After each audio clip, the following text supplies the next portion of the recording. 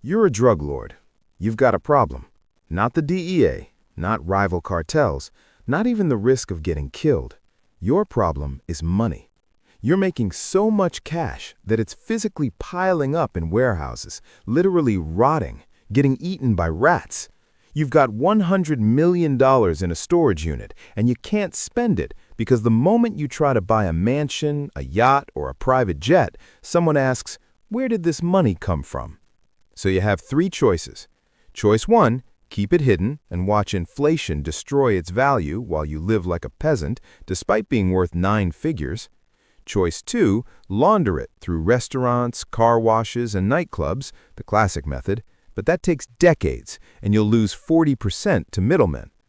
Choice three, the ultimate move, the final evolution of money laundering.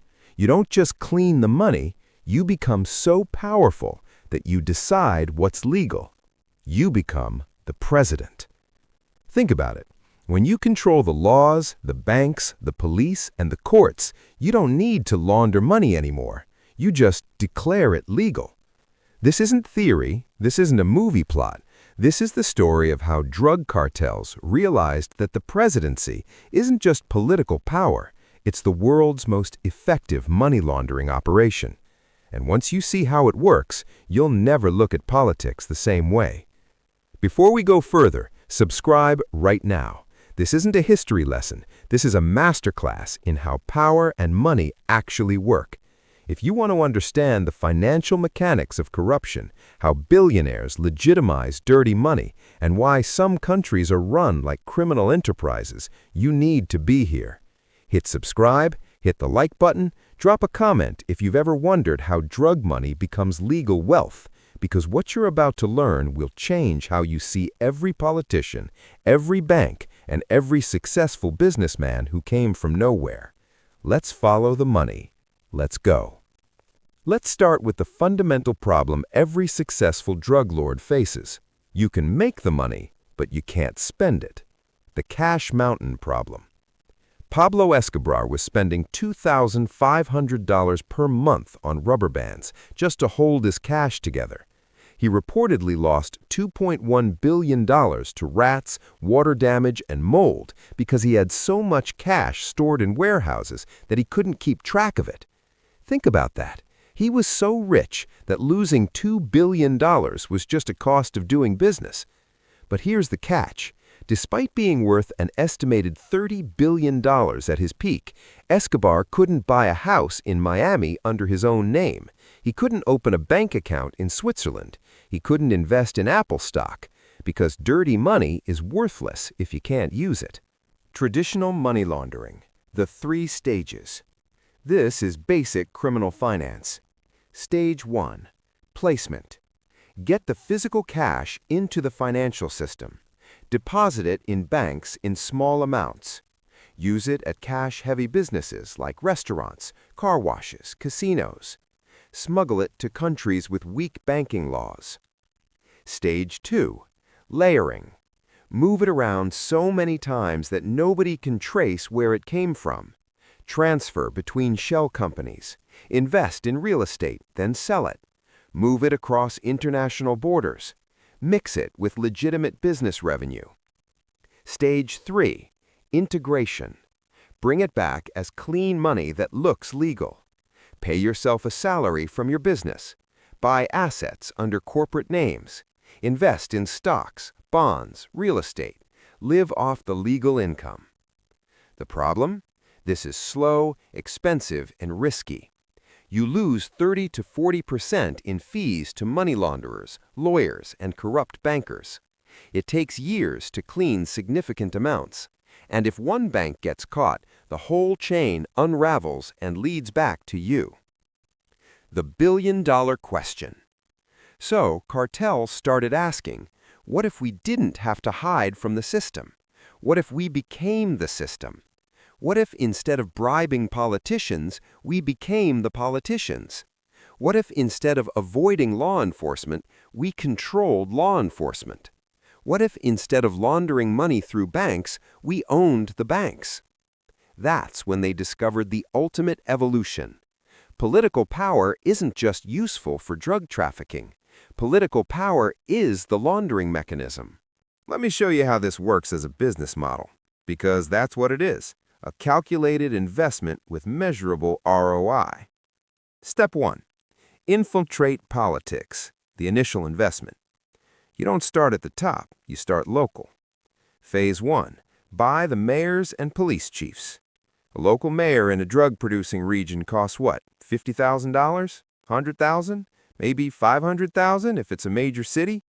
For a cartel making $1 billion annually, that's 0.05% of revenue. What do you get for that investment? Police look the other way during shipments.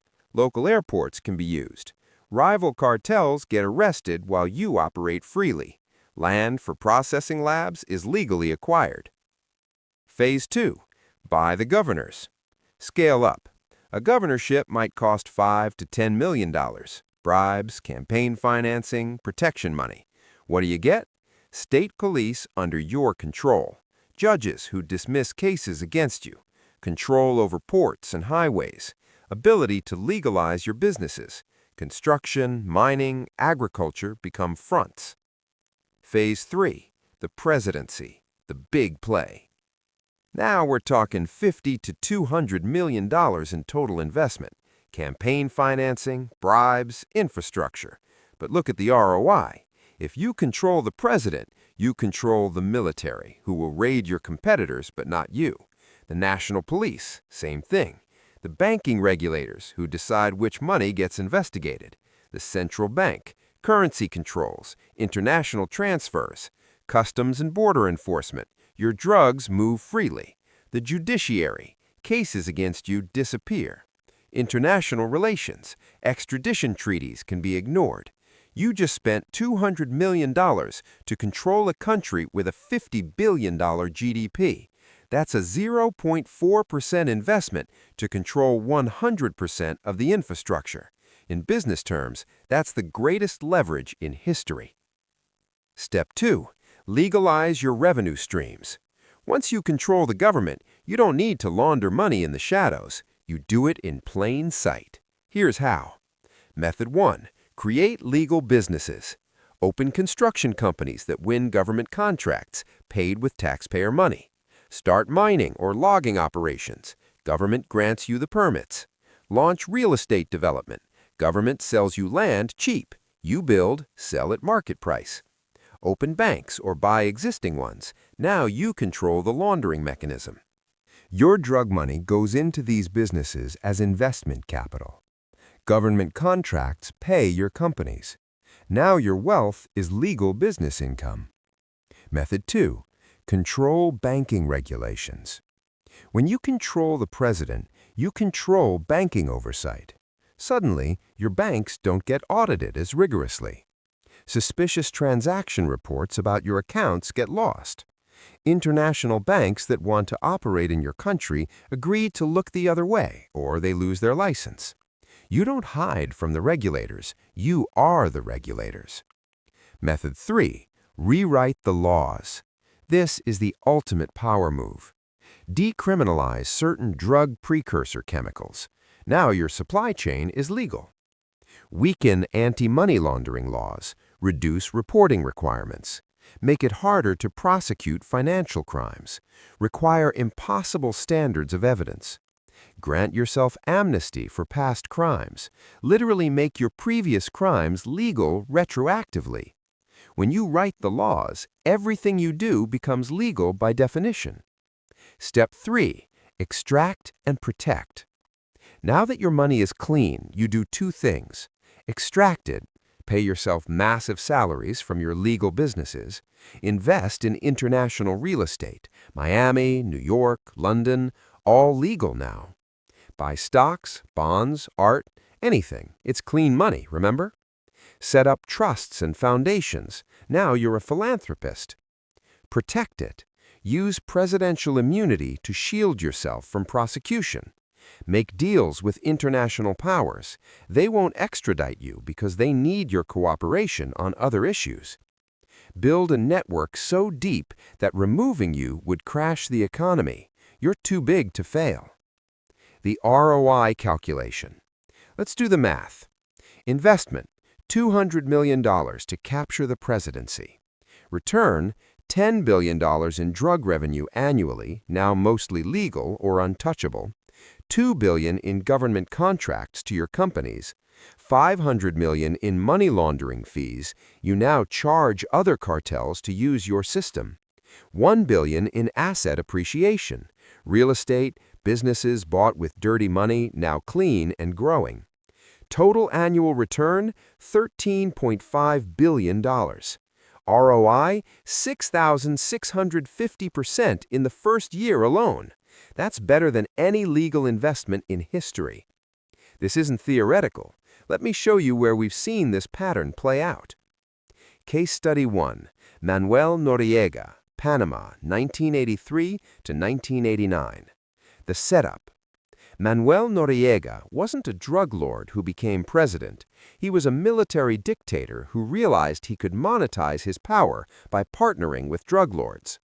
The system. Noriega controlled Panama's banking system. Panama had strict banking secrecy laws. He allowed the Medellin cartel, Pablo Escobar's organization, to launder money through Panamanian banks. He took a cut of every transaction, estimated to $200 to $300 million over his rule. The genius move. Panama uses the U.S. dollar as its currency, so drug money laundered through Panama automatically became American dollars, indistinguishable from legal money once it entered the U.S. banking system. Noriega wasn't laundering his own drug money. He was running a laundering service for everyone else's drug money. He turned Panama into a narco-state as a service. The fall.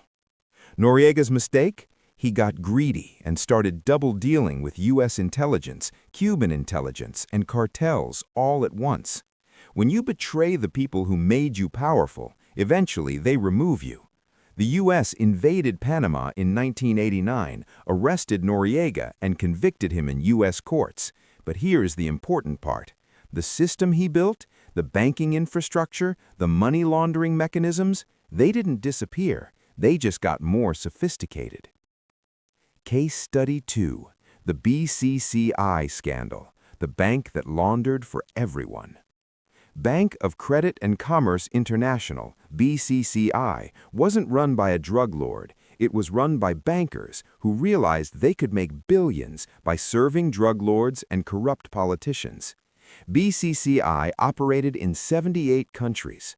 It laundered money for Pablo Escobar and the Medellin cartel, Manuel Noriega, Saddam Hussein, arms dealers, intelligence agencies. Yes, the CIA used BCCI too. BCCI didn't just launder money, it provided full-service financial corruption. False loans, drug money deposited as a loan which you never repay. Shell company creation, instant legal entities to hide ownership. Offshore accounts, untraceable banking. Political bribery facilitation. They deliver cash to politicians for you. When BCCI collapsed in 1991, investigators estimated it had laundered $20 billion or more over its lifetime. But here's what's terrifying. BCCI had relationships with politicians and heads of state around the world. Some were clients, some were on the payroll. The bank didn't just serve the powerful, it made them powerful by financing their rise, then owned them through blackmail. If you wanted to buy a presidency in the 1980s, BCCI was your investment bank. Case Study 3. Guinea-Bissau, the narco-state. This is what happens when the model fully succeeds. Guinea-Bissau, a small West African nation, became a pure narco-state in the 2000s. South American cartels needed a route to get cocaine into Europe. West Africa was the perfect middle point. Guinea-Bissau's military and political leaders made a deal. The cartels could use the country as a hub. In exchange, cartel money would finance the government. By 2009, the military chief was actively coordinating cocaine shipments. The president was allegedly involved. He was assassinated, likely by rivals in the drug trade. The entire government budget was smaller than the value of drugs moving through the country. Guinea-Bissau's government wasn't infiltrated by drug traffickers. The government was the drug trafficking organization. This is the end game of the model. When political power and drug power merge completely, you don't have a government that tolerates crime. You have a crime syndicate with an army and a flag. I can't name names of currently serving leaders without evidence and sources. That's defamation. But I can tell you this. Multiple sitting presidents and former presidents in Latin America have been accused by prosecutors of taking cartel money, investigated for money laundering, named by convicted cartel members as partners, photographed meeting with known traffickers, and in almost every case, the investigations stall. Evidence disappears, witnesses recant or die, cases get dropped. Why? Because if you control the presidency, you control the investigation into yourself. You can't investigate the person who controls whether you keep your job, get your budget, or stay alive. That's the ultimate power of the model. Let me show you the specific techniques that make this work. Technique 1. Government contracts as laundry service. This is the cleanest method. Step 1. You own a construction company, funded with drug money, but nobody can prove it. Step 2. The government, which you control, awards your company a $100 million infrastructure contract. Step 3. You overcharge by 200 to 300%. A road that costs $30 million to build gets billed at $100 million. Step 4. The government pays your company $100 million in taxpayer money. Step 5. You pay yourself a salary from the company. Now it's legal income. What just happened? You turned $30 million in drug money, the real cost of the road, into $100 million in legal government contract revenue. The taxpayers paid you $70 million to launder your own money. And it's completely legal because you wrote the procurement rules. Technique 2. Real estate, the classic evolution. This is how you convert dirty money into assets that appreciate. The old way, too obvious. Buy property with cash. Authorities track the cash. Property gets seized. The presidential way, invisible. Your legal company, funded by government contracts, buys land. The government, which you control, announces a new highway will be built nearby. Property value quintuples. You sell at massive profit. All capital gains are legal investment returns. You used insider knowledge because you control infrastructure planning to turn dirty money into clean real estate profits. Technique 3. The central bank game. This is advanced level. When you control the presidency, you control the central bank. Here's what that means. Currency controls. You decide who can convert local currency to dollars. You decide what the official exchange rate is. You decide which transactions get flagged as suspicious. Example, you have $100 million in cocaine revenue in US dollars from American buyers. You want to bring it into your country to invest in businesses. Normal person has to declare it, explain the source, pay taxes, gets investigated. You, as president, your central bank declares it a foreign investment in your country's economy. No questions asked. Welcomed officially. You just made drug money a patriotic investment in the national economy. Technique 4.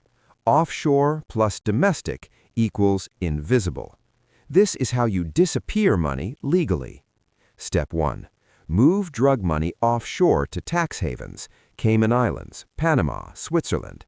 Step 2. Set up shell companies there. Step 3. Those shell companies invest in your domestic businesses. Step 4. Your businesses pay consulting fees or licensing fees back to the offshore companies. Step 5. You own the offshore companies, so you're paying yourself. What this looks like on paper? Legitimate international business with foreign investors paying for intellectual property licenses. What it actually is? You moving your own drug money in a circle to create the appearance of legal business activity. And it's all legal because you control the regulators who would investigate it. Here's why this model is nearly impossible to stop once it's in place. 1. Legal immunity. In most countries, the president has some level of immunity from prosecution while in office, which means even if prosecutors have evidence, they can't charge you until you leave office. And if you control the system, you never leave office, or you negotiate immunity as your exit deal. 2. Information control. When you control the government, you control what gets investigated, what gets audited, what information becomes public, what journalists can safely report. Investigations into you get reassigned to friendly prosecutors who slow-walk them until they die. 3. Institutional capture. You don't just control the current government, you corrupt the institutions. You appoint judges who will protect you even after you leave. You promote generals who owe you their careers. You install loyalists in the banking regulator. You make allies in the business community dependent on your contracts. Even if you lose power, the system you built protects you. 4. International complicity. Here's the uncomfortable truth.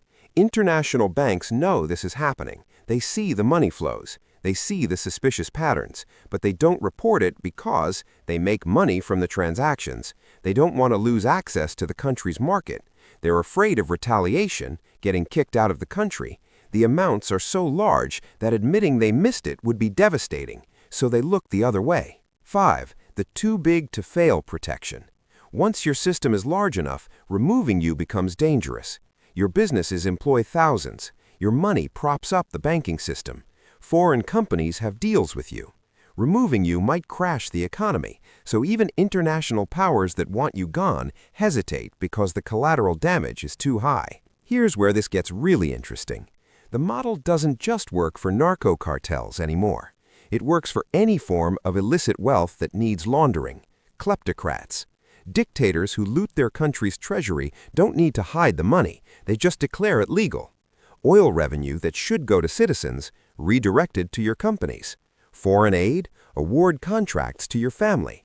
Mining rights, sell them to yourself through shell companies. Same model, different source of dirty money. Oligarchs, steal state assets during privatization, buy political power to make it legal retroactively.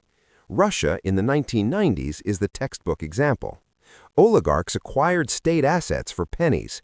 They financed political campaigns. The politicians who won made sure nobody investigated how the oligarchs got their wealth. It's the narco-president model for post-Soviet capitalism. Corrupt businessmen. Don't want to pay taxes? Bribe politicians to create loopholes. Polluting the environment? Buy the environmental regulators. Breaking labor laws? Control the labor ministry. Same system, legal businesses instead of illegal ones. The model isn't about drugs, it's about using political power to legitimize any form of dirty money. All right, here's what happens next. First, subscribe to this channel immediately. If this video opened your eyes to how money and power actually work, not how civics class told you they work, but how they actually work, then you need to be here. We're going deeper. We're following more money. We're exposing more systems. Second, like this video. YouTube suppresses content like this. The algorithm doesn't want you seeing how the system really operates. Your like tells YouTube this matters. Third, comment below. Tell me, did you know this pattern existed? Which country do you think is the clearest example today? What topic should we investigate next? I read every comment. The best conversations happen there.